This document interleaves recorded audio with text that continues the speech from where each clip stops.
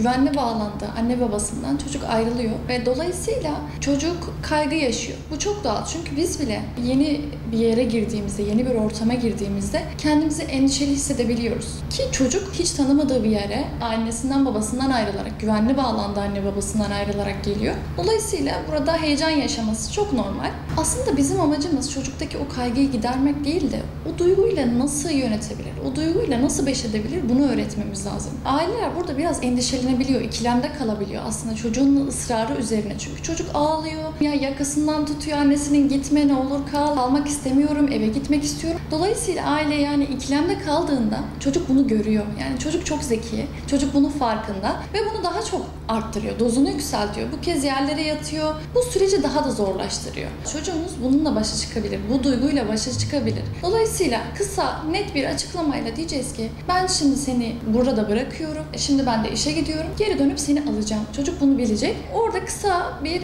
ayrılış gerçekleşecek ve çok net bir ayrılış olması lazım. Orada ailenin de ikilemde kalmaması lazım. Yani burada aslında anne babanın da kendi duygusunu yönetmesi gerekmekte. İlk günü geçirdikten sonra diğer gün mesela çocuğumuz şey diyebilir. Karnım ağrıyor, gitmek istemiyorum mesela. Bunu söyleyebilir. Bugün hastayım, evde kalsam olmaz mı? Şeklinde. Ailenin burada çok daha kararlı olması gerekiyor. Yani bugün hastasın tamam gitme değil de evet görüyorum endişelisin. Okula gitmek seni korkutuyor. Okulda yalnız kalıyorsun diyebiliriz. Çocuğun yanında olduğumuzu, onun duygularını anladığımızı aslında hissettirmemiz gerekiyor. Hepimiz anlaşılmayı isteriz. Bir an önce bu kaygısı geçsin, bir an önce başlasın. Ama biz duyguyu yok saydığımızda, yok korkmuyorsun, sen kocaman adam oldun, artık okula gidebilirsin, sen büyüdün, abi oldun dediğimizde aslında ona bir yandan anlaşılmadığımızı hissettiriyoruz. Çocuk ağlayacak, çocuk gitmek istemeyecek, yakanıza yapışacak ama oradaki net ve kararlı tavır sizin bir hafta sonrasında daha iyi bir sonuç almanıza neden olacak. Ortak hayat hikayesi. Yani ben de yaşamıştım duygusu çocukta bir rahatlamaya yol açabiliyor. Ben de ilk okula başladığımda çok zorlanmıştım. Çok yalnız kalmıştım, kendimi yalnız hissetmiştim, eve gitmek istemiştim. Ama sonra arkadaşlarımla tanışmanın güzel bir duygu olduğunun farkına vardım. Kriz anında değil ama çocukla muhabbet arasında bunu konuşmak da çocuğa iyileştirici bir katkısı olduğunu düşünüyorum.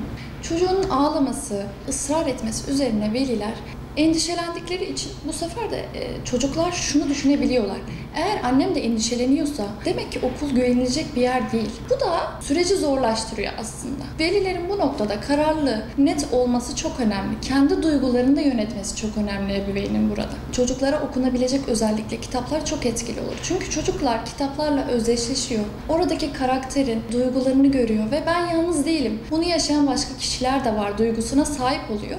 Okula uyum sürecinde kolaylaştırıcı güzel bir etki sağlıyor. Aynı zamanda ebeveynlerin okuyacağı kitaplar da var tabii ki. Bu kitapları da okumaları onlar için faydalı olur diye düşünüyorum.